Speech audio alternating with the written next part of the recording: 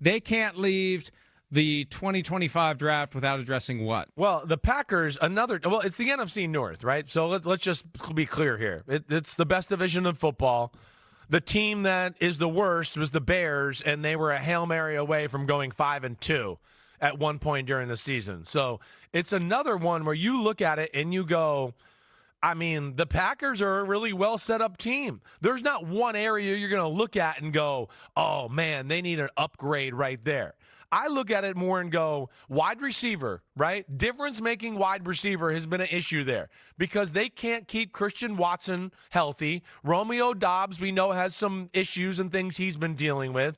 Jaden Reed's awesome, right? But they need somebody else. There's just been too much inconsistency about being on the field from Doubs and Watson. I think that's the big one I look at, Mike. And then the other one I think about just a little with them is corner. Right? The status of Jair Alexander, I know Brian Gutekunst talked about maybe they would do something at the combine. They weren't sure, right? They struck out on a first-round corner in Stokes a few years ago out of Georgia.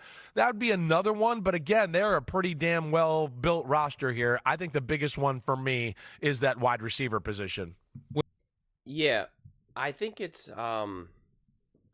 interesting because right, the Packers, they don't have that feeling of their bona fide wide receiver one, right? Like they don't have their Justin Jefferson, their AJ Brown, their Jamar Chase, et cetera, et cetera. They don't have that that feeling, seemingly defined. And right, when you do have a couple players on both sides of the ball that are kind of like in and out of the lineup, there's always the feeling of like, oh, when are they going to get banged up next?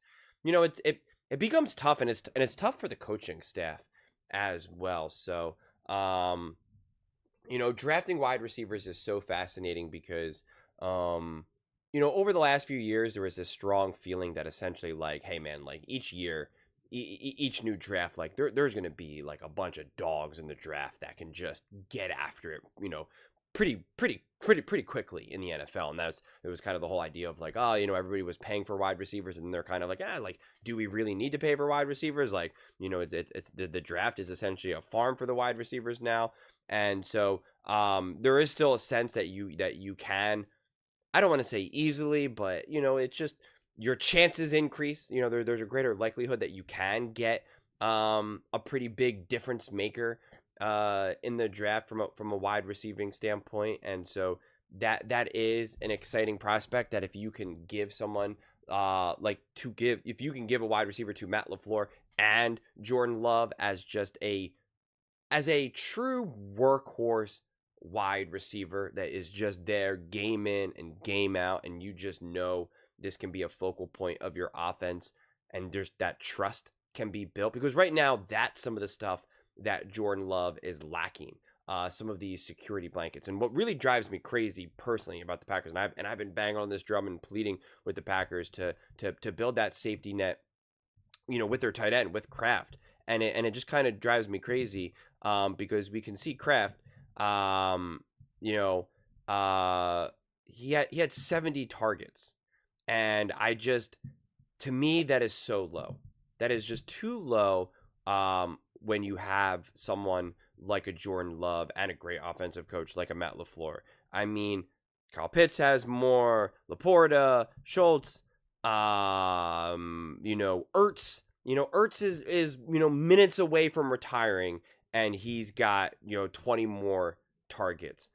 I struggle with that. You have Jaden Daniels, who's like an electric, dynamic, mobile quarterback. You have multiple receivers for him to work with, and yet Zach Ertz is still being fed the ball. And I just question, why is Tucker Kraft not being fed the ball? It kind of drives me crazy, because even at Tucker Kraft, who had 707 yards, and he had 70 targets, 50 catches. And then you look at a Zach Ertz, he had 654 yards and 91 targets, 66 receptions. So the production that you were able to get from Tucker Kraft was so much higher than Zach Ertz. Yet watching those games, you absolutely, I watched every single Washington Commanders game. Zach Ertz was such a focal point and a crucial point, and was also like a big down player in some of these gotta have it moments. Gotta have it first down, gotta convert the third down, the fourth down, 2-point conversion, touchdown. Like in some of these big gotta have it moments, they relied on Zach Ertz. Zach Ertz was an awesome security blanket. And I for the life of me, I don't understand why Kraft is not becoming that for this Green Bay Packers offense. I struggle with it. I really do. It does not make sense to me. And like I always say in any of these types of tight end takes, it's just like when we have two awesome quarterbacks in Patrick Mahomes and Tom Brady, such a foundation of their security blanket of their offense and the guys that they consistently relied on throughout their careers in the playoffs, etc., were two big monster tight ends. And I'm always just like, if it was good enough for them, if it was good enough for Tom Brady, well, then it's certainly good enough for Jordan Love, man. And I don't understand. So again, I obviously want to see them get some more consistent play from a wide receiving perspective. But for the life of me, I'm just like pleading, like, make Kraft more of this foundational part of this offense. Like, to me, it feels indefensible for him to kind of be so low down here. I don't get it. I mean, you even have George Kittle. I mean, again, George Kittle's like also minutes away from retiring, still putting up numbers, still getting the targets, still getting the receptions. Pretty similar production in terms of 14 yards per reception, and Tucker Kraft was 14.1. I mean, like the production is there. He's top 2 in average in average. So it's just like, feed him the ball more. Feed him the ball more. This is what I was saying all last season. I just get him the ball. Get him the ball. And they just don't do it enough. Sam Laporta, I mean, think about how stacked that offense was. How many weapons they had. The run game. I mean, they were flushed. Absolutely flushed. He had more targets. 83 to 70. I mean, there's so many mouths to feed on that offense. And yet And yet the yards, 726 to 707. So, like, again, the production that you're getting out of Tucker Kraft. And it's not like he's on a stacked team where, like, he's just able to, like, kind of take advantage of a lot of this, easy pickings. I don't know, man. It's the one main thing actually right now that really frustrated me about the Green Bay Packers. And I want to see that change. I want to see that change. I mean, like, he could be, Jordan Love can be working Tucker Kraft just like all day in these like 7-8 yard passes, and then you're gonna fall forward and get another 2, 3, 4 yards. I mean, it's just I mean, it could just be like 12-15 yard gains, like just all day every day, man. All day every day. And then when you, again, in some of these gotta have it moments, and that's what really frustrated me also about the Packers last season. In some of these gotta have it moments, they like went for the moon. And I know sometimes like that is when you take those chances, because it's kind of like, hey, you know what? Like, let's let it rip. And it's just like, sometimes, many times, that's not the answer.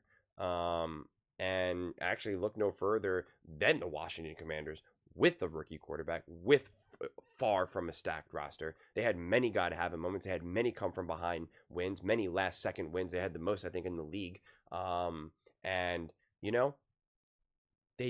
they took the gains that were there for them. They took the 8-yard gain, the 5-yard gain, the 12-yard gain. It wasn't always just like, all right, 4th and 3, let's air it out down the field for 30 yards and go for just, a home run. It's just like, you just don't always need that. And quite frankly, the lack of targets to Tucker Kraft, quite frankly, to me, prove just the lack of intentionality with some of that, and it's frustrating. So again, I agree, going wide receiver is great and all of that for the Packers, but I still think that this offense needs to be reworked, refocused, and I just don't want to fall into this trap of like, okay, if we get Jordan Love, this big time bona fide number one wide receiver, that's just gonna like, transform this offense. And like again, it's gonna have an awesome impact. But do not forget about Tuck Kraft. He doesn't even got a picture there, man. Stat Muse, pick up your game. Come on now. But those are just my thoughts. I'd absolutely love to hear yours. What do you guys all think about the Green Bay Packers? What do you think they need to do, not only in the draft, but just kind of moving forward to improve their team? Let me know in the comments below. I read every single comment. So whether you agree with me or disagree with me, either way, let's get in some discussions. Let's get in some fights. But ultimately, let's just have some fun. And please do consider subscribing. We are building an amazing community here, and I absolutely love to see you part of it. I want to build something that we all genuinely feel connected to, something that we're really excited to be part of. I think we're well on our way to doing it. Please don't forget to give this video a thumbs up, as it really does help the visibility and the algorithm. Thank you so much. See you next time.